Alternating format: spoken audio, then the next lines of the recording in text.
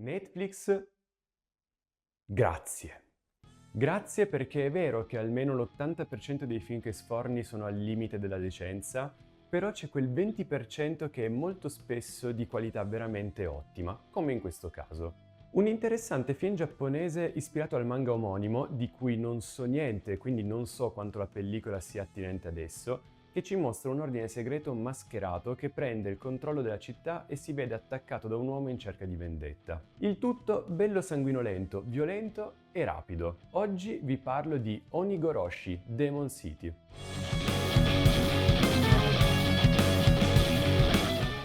Il film parte subito spedito mostrandoci un sicario, Shuhei Sakata, interpretato da Toma Ikuta, cantante e attore sia di teatro che di TV e cinema in Giappone, famoso per aver partecipato a numerosi dorama, il quale compie un massacro in una casa di criminali e poi lascia definitivamente il suo lavoro per dedicarsi a sua moglie Aoi, Mai Kiryu, presente anche in La terra di Tanabata su Disney Plus, e alla piccola Rio. Dopo aver fatto una doccia, un urlo lo richiama in salotto, dove trova sua moglie e sua figlia minacciate da alcuni uomini mascherati. Il loro capo spiega a Shuhei che, grazie al suo lavoro di pulizia, il gruppo è riuscito a prendere possesso della zona del porto e che ora potrà espandersi fino a controllare la città. La moglie di Sakata gli supplica di lasciarli stare, ma viene brutalmente uccisa. Dopo che Shuhei ha intimato alla figlia di scappare, anche questa viene assassinata. Dunque il capo degli uomini mascherati gli racconta di un demone a cui il suo gruppo dà la caccia, il quale ogni 50 anni si impossessa di qualcuno e commette efferati omicidi. Detto questo, fa sparare in fronte al protagonista, facendo sembrare il tutto un doppio omicidio con tentato suicidio.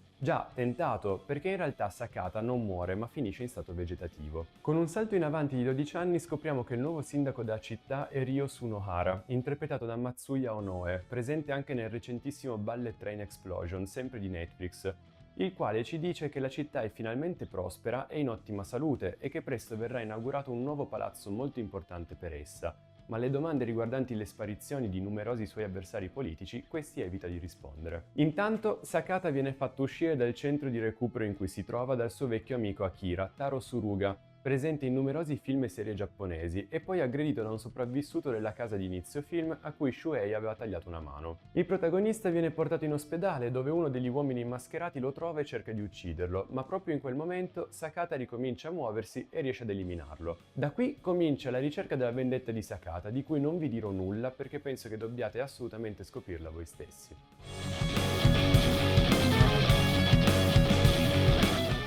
Alla regia troviamo Seiji Tanaka, regista molto apprezzato grazie al suo lavoro in Melancholic, capace di rendere sempre molto interessanti le scene d'azione senza mai scadere nella ripetitività o nella troppa longevità nei combattimenti. Molto bravo anche nella gestione della trama, riuscendo a creare un ottimo equilibrio tra azione e trama. Molto bene anche la fotografia, si sposa perfettamente alla trama e a ciò che vuole raccontare.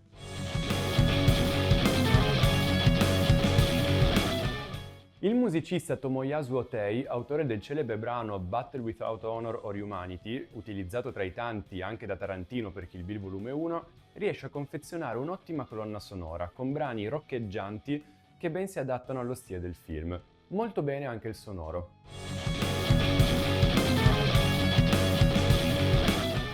Lo dico? Lo dico! Molto spesso non mi piace come recitano gli attori giapponesi.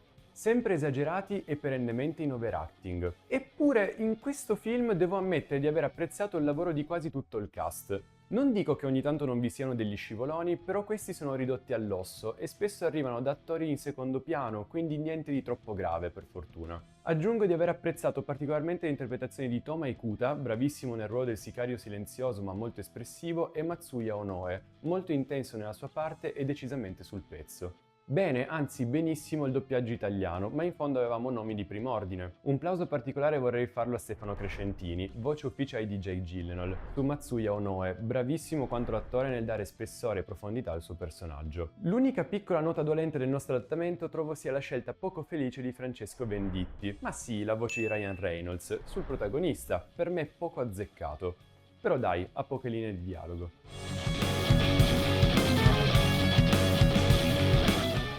Bello, bello, bello. Veloce e mai ripetitivo, bello violento e sanguinoso ma senza mai essere estremamente esagerato. Una storia di vendetta con un piccolo tocco di sovrannaturale che riesce a catturarti sin dal primo minuto e non ti sgancia fino al finale. Questo grazie ad una trama molto ben scritta che, come vi dicevo prima, non so quanto sia attinente alla controparte cartacea, e un'ottima regia, senza tralasciare una buona recitazione e un bel doppiaggio italiano. Non sono un gran conoscitore del cinema orientale, però devo dire che tra i pochissimi che ho visto, questo e Godzilla Minus One siano decisamente i miei preferiti. Poi chi lo sa, sicuramente questi due film hanno messo voglia di recuperarne altri. Vi consiglio assolutamente la visione di questo film, non ve ne pentirete. Il film lo trovate in streaming attualmente su Netflix, vi lascio il link in descrizione. E voi cosa ne pensate? Fatemi sapere la vostra nei commenti e ovviamente non dimenticate il like e il follow. Io vado a cercare il manga. Ciao!